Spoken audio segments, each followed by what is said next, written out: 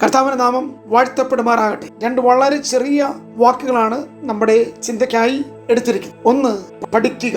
രണ്ട്, പ്രാപിക്കുക. ദൈവത്തിൽ നിന്ന് പ്രാപിക്കുക. ഒന്നാമത്തെ വചനം മത്തായി സുവിശേഷം 11-ാം അധ്യായം 29-ാമത്തെ വാക്യം. ഞാൻ സൗമ്യതയും താഴ്മയും ഉള്ളവൻ ആകയാൽ എന്റെ മുഖം ഏറ്റുകൊണ്ട് എന്നോട് പഠിപ്പീൻ, എന്നാൽ നിങ്ങളുടെ ആത്മാക്കൾക്ക് ആശ്വാസം കണ്ടെത്തും. പഠിപ്പീൻ എന്നുള്ള ആശയം മുൻനിർത്തി നാം കർത്താവിൽ നിന്ന് പഠിക്കുന്നു, കർത്താവിൽ നിന്ന് മാത്രമേ പഠിക്കാവൂ എന്നുള്ള ചിന്ത ഒന്നുകൂടി ഈ പ്രഭാതത്തിൽ എൻ്റെ നല്ലവരായ ശ്രോതാക്കളോട് ദൈവസ്നേഹത്തിൽ ഓർപ്പിക്കുന്നു. നാം കർത്താവിൽ നിന്ന് പഠിക്കണം. നാം കർത്താവിൽ നിന്ന് പഠിക്കണമെങ്കിൽ നാം അവൻ്റെ അടുക്കൽ വരണം. കർത്താവിൽ നിന്ന് കേട്ട് കർത്താവിൽ നിന്ന് പഠിക്കുവാൻ നാം നമ്മെ തന്നെ സമർപ്പിക്കണം. പഠനം ഒരു വലിയ വിഷയമാണ്. പല മേഖലയിൽ നിന്ന്, പല സ്ഥലങ്ങളിൽ നിന്ന്, പലരിൽ നിന്ന് പല രീതിയിൽ നമുക്ക് പഠിക്കുവാൻ കഴിയും. പഠനത്തിന് വ്യത്യസ്തമായ ശാഖകൾ ധാരാളം ഇന്നുണ്ട്. ആ പഠനത്തെക്കുറിച്ചല്ല ഇവിടെ പറയുന്നത്. യേശുവിനെ ശിഷ്യന്മാരെ സംബന്ധിച്ച് പറയുമ്പോൾ അവർ പഠിപ്പില്ലാത്തവർ എന്ന് പറയുന്നു. അവരെല്ലാവരെയും കർത്താവ് പഠിപ്പിച്ചു. യേശുവിന്റെ സ്കൂളിൽ അവർ ഏകദേശം 3.5 വർഷത്തോളം എല്ലാ കാര്യങ്ങളും അവരെ കർത്താവ് പഠിപ്പിച്ചു. എന്താണ് ഈ ചിന്ത ഇന്ന് രാവിലെ വീണ്ടും ദൈവാത്മാവ് നമ്മെ ഓർപ്പിക്കുന്നത്? ക്രിസ്തീയ ശുശ്രൂഷയിൽ, ക്രൈസ്തവ മേഖലയിൽ നാം ആത്മീയ അനുഭവങ്ങളിൽ തുടരുമ്പോൾ 2 കാര്യത്തിന് നാം പ്രാധാന്യം നൽകണം. അതിലൊന്നാണ് നാം ഇപ്പോൾ പറഞ്ഞത്, പഠിക്കുക. കർത്താവിൽ മാത്രമേ പഠിക്കാവൂ. ബൗദ്ധിക തലത്തിലെ താത്വികമായ ലോകത്തിലെ സമ്പ്രദായങ്ങളിൽ അല്ലെങ്കിൽ ഈ ഭൂമിയിലെ അറിവുകൾ, അപ്രകാരമുള്ള ആശയ ആവിഷ്കാരങ്ങളെ കുറിച്ചല്ല ഇവിടെ പറയുന്നത്. ആ പഠനത്തിന്റെ ശാഖ വേറെയാണ്. അതൊരു അക്കാദമിക് ബൗദ്ധിക തലമാണ്. അവിടെ നമ്മൾ ബുദ്ധിപരമായ സമീപനമാണ്. അവിടെ ഈ ലോകത്തിന്റെ ജ്ഞാനമാണ് നാം ഉപയോഗിക്കുന്നത്. എന്നാൽ ഒരു ക്രിസ്തു ഭക്തനെ സംബന്ധിച്ച് പറയുമ്പോൾ എന്നും കർത്താവിൽ നിന്ന് പഠിക്കണം. യേശു തന്റെ ശിഷ്യന്മാരെ ഒരു അധ്യാപകൻ നിലയിൽ, ഒരു ഗുരു എന്ന നിലയിൽ കർത്താവ് അവരെ പരിശീലിപ്പിച്ചു. അത് ജീവിതത്തിന്റെ സമസ്ത മേഖലകളിൽ കൂടി അവരെ കൊണ്ടുപോകും. ഇടയനും ആടുകളും, അപ്പനും മകനും, ഗുരുവും ശിഷ്യനും, വിത്ത് വിതയ്ക്കുന്നവന്റെ ഉപമ, ഗിരിപ്രഭാഷണങ്ങൾ, മാളികമുറിയിലെ പ്രസംഗങ്ങൾ, ഒലിവുമലയിലെ സന്ദേശങ്ങൾ, എത്ര കാര്യങ്ങൾ കർത്താവ് ശിഷ്യന്മാരെ പഠിപ്പിച്ചു, പരിശീലിപ്പിച്ചു. വിതയും കൊയ്ത്തിനെ കുറിച്ച് കർത്താവ് അവരെ പഠിപ്പിച്ചു. ദൈവരാജ്യത്തെക്കുറിച്ച് വളരെ വിശാലമായ ഉപമങ്ങളിൽ കൂടി താൻ അവർക്ക് മാർമ്മികമായ സത്യങ്ങളെ വെളിപ്പെടുത്തി. അപ്പോൾ തന്നെ ആകാശ ലക്ഷണങ്ങളെ കുറിച്ച്, അപ്പോഴത്തെ ഭരണാധികാരികളോടുള്ള തന്റെ നിലപാട്, അവിടെയാണ് നികുതി കൊടുക്കേണ്ടവന് നികുതി, കരം കൊടുക്കേണ്ടവന് കരം, കൈസറിനോടുള്ള തന്റെ നിലപാട്, അങ്ങനെ എന്തെല്ലാം കാര്യങ്ങൾ ശിഷ്യന്മാരെ പഠിപ്പിച്ചു. അധികാരങ്ങളൊക്കെ കീഴടങ്ങുവാൻ ഒരു ശുശ്രൂഷൻ എപ്രകാരം ആയിരിക്കണമെന്ന്, ശുശ്രൂഷയുടെ മനോഭാവം, ഒരു ദാസൻ എങ്ങനെ പ്രവർത്തിക്കണമെന്ന് താൻ തന്നെ തന്റെ ജീവിതം കൊണ്ട്, ഈ ഭൂമിയിൽ തന്റെ സാക്ഷി കൊണ്ട്, താൻ സമൂഹത്തോട് പുലർത്തിയ ധാർമ്മികമായ ഉന്നത നിലവാരം കൊണ്ട്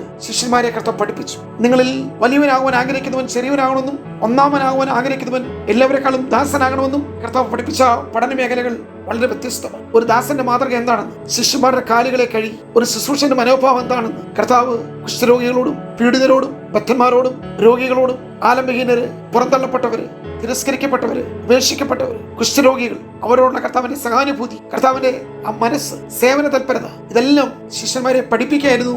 പ്രായോഗികമായി അവരെ പരിശീലിപ്പിക്കുകയായിരുന്നു.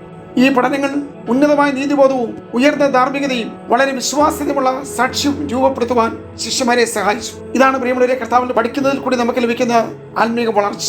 ഇന്നും കർത്താവ് നമ്മെ പഠിപ്പിക്കുവാൻ വിശ്വസ്തനാണ്. നാം അവന്റെ അടുക്കൽ വരണം, അവനിൽ നിന്ന് കേൾക്കണം. ഇന്നും കർത്താവ് നമ്മളോട് സംസാരിക്കുന്നു, ഇന്നും കർത്താവ് നമ്മളെ പരിശീലിപ്പിക്കുന്നു. അപ്പോൾ തന്നെ പൗലോസ് 1 കൊരിന്ത്യർ ലേഖനം 11-ാം അധ്യായത്തിൽ 23 മുതലുള്ള വാക്യങ്ങളിൽ അപ്പോസ്തലൻ പറയുന്നത്, ഞാൻ കർത്താവിൽ നിന്ന് പ്രാപിക്കുകയും നിങ്ങൾക്ക് ഏൽപ്പിക്കുകയും ചെയ്തത് എന്തെന്ന്. പഠനവും പ്രാപിക്കുന്നത്, പഠനം വേറെ, പ്രാപിക്കുന്നത്. യഥാർത്ഥത്തിൽ ആ ഒരു കോണ്ടസ്റ്റ് തിരുമേശയെ സംബന്ധിച്ച്, അന്ത്യത്താഴത്തെ സംബന്ധിച്ച് പൗലോസ് കുറിക്കുകയാണ്. യഥാർത്ഥത്തിൽ മാളികമുറിയിൽ അന്ത്യത്താഴം സ്ഥാപിച്ചപ്പോൾ, തിരുമേശ സ്ഥാപിച്ചപ്പോൾ നാം അതിനെ കർത്താവിന്റെ മേശ എന്ന് പറയും. യേശു പെസഹയുടെ ഒരുക്കനാൾ തന്റെ ക്രൂശമരണത്തിന് മുമ്പായി തന്റെ മരണത്തെയും കഷ്ടാനുഭവങ്ങളെയും ഓർത്തുകൊണ്ട് ഈ അപ്പവീഞ്ഞുകൾ പ്രാർത്ഥിച്ച് അനുഗ്രഹിച്ച് ശിഷ്യന്മാർക്ക് നൽകിയപ്പോൾ, യഥാർത്ഥത്തിൽ ശൗൽ എന്ന് പറയുന്ന വ്യക്തി അന്ന് അവിടെ ഉണ്ടായിരുന്നില്ല. അദ്ദേഹം ഒരു ക്രിസ്തു ഭക്തനോ ശിഷ്യനോ ആയിരുന്നില്ല. പക്ഷേ അവിടെ സന്നിഹിതരായിരുന്ന പത്രോസും യാക്കോബും യോഹന്നാനും എല്ലാം ലേഖനങ്ങൾ എഴുതി. പക്ഷെ അവരാരും എഴുതാത്ത, അവരെല്ലാം നേരിട്ട് കർത്താവിൽ നിന്ന് ഈ ശുശ്രൂഷ ഏറ്റുവാങ്ങിയവരാണ്. അന്ന് മാളികമുറിയിൽ സന്നിഹിതരായിരുന്ന ഇവരാരും ലേഖനങ്ങൾ എഴുതിയപ്പോൾ അന്ത്യത്താഴത്തെക്കുറിച്ച്, തിരുമേശ യേശു സ്ഥാപിച്ചതിനെ കുറിച്ച് അവരാരും അവരുടെ ലേഖനങ്ങളിൽ എഴുതിയില്ല. പക്ഷെ അന്ന് അവിടെ ഉണ്ടായിരുന്ന ഒരു വ്യക്തി പ്രസന്റ് ആയി കർത്താവിനെ മുഖാമുഖമായി കണ്ട് എന്ന രീതിയിലാണ് ആ കോണ്ടസ്റ്റിൽ ഒട്ടും തെറ്റുപറ്റാതെ അന്ന് രാത്രി അവിടെ എന്തെല്ലാം സംഭവിച്ചു അതെല്ലാം വിശുദ്ധ പൗലോസ് കൊരിന്ത്യർ ലേഖനത്തിൽ ഈ ഭാഗം എഴുതിയപ്പോൾ വളരെ സവിസ്തരം രേഖപ്പെടുത്തി. എന്താണ് പറയുമ്പോൾ ഇതിൽ നിന്ന് പഠിക്കാനുള്ളത്? ഇത് പൗലോസ് ആത്മാവിൽ ഒരു വെളിപ്പാടിൽ പ്രാപിച്ചതാണ്. ക്രിസ്തു പൗലോസ് ഇത് വെളിപ്പെടുത്തി കൊടുത്തു. താൻ ആ സമയത്ത് അവിടെ ആബ്സെന്റ് ആയിരുന്നെങ്കിലും പിന്നത്തേതിൽ ആത്മാവിൽ തനിക്കിതെല്ലാം വെളിപ്പെട്ട്.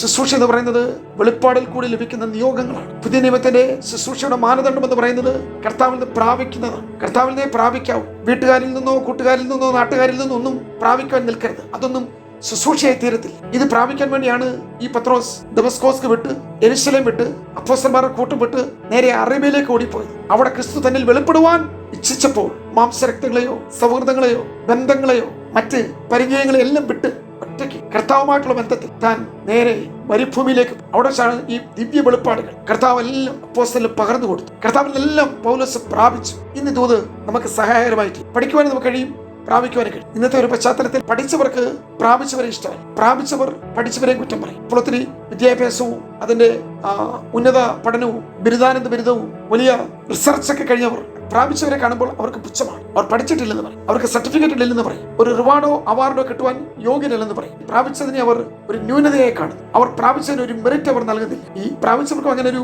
ദോഷമുണ്ട്. പഠിച്ചവരെ കാണുമ്പോൾ അവർ പഠനത്തെയും അവരുടെ ജ്ഞാനത്തെയും അവർക്ക് ലഭിച്ച അറിവുകളെയും അവർ വർഷങ്ങൾ ചെലവിട്ട് അവർ നേടിയെടുത്ത ആ ഒരു സ്കോളർഷിപ്പിനെ, പ്രാഗൽഭ്യത്തെ, അവരുടെ അല്ലെങ്കിൽ അറിവിനെ നാളുകളായി അവർക്ക് ലഭിച്ച ഗവേഷണങ്ങളിൽ കൂടി പഠനങ്ങളിൽ കൂടി അക്കാഡമിക് നിലവാരങ്ങളിൽ കൂടി അവർ സ്വായത്തമാക്കി അവരുടെ കഴിവിനെ വില കുറച്ച് കാണുന്നതായിട്ട് കണ്ടിട്ടുണ്ട്. രണ്ടും അപകടമാണ്. രണ്ടിന്റെയും ആവശ്യം ഇന്ന് ദൂത് പലർക്കും പ്രയോജനപ്പെടും. പ്രിയമുള്ളവരെ, നമുക്ക് ഒരേപോലെ ദൈവസ്ഥൽ പഠിക്കാം, അപ്പോൾ തന്നെ കർത്താവിൽ നിന്ന് പ്രാപിക്കും. രണ്ടും കർത്താവിൽ നിന്ന് മാത്രമേ ആകാവൂ. പഠിക്കുന്നതും കർത്താവിൽ നിന്ന്, പ്രാപിക്കുന്നതും കർത്താവിൽ നിന്ന്. അതുകൊണ്ട് അപ്പോസ്തലൻ പൗലോസ് പറഞ്ഞത്, ഞാൻ മനുഷ്യനിൽ നിന്നല്ല മനുഷ്യരാലുമല്ല ദൈവത്തിൽ നിന്ന്. നമുക്ക് ദൈവത്തിൽ നിന്ന് പ്രാപിക്കുന്ന ദിനമായി ഈ പാർക്കാലം തീരട്ടെ. God bless you.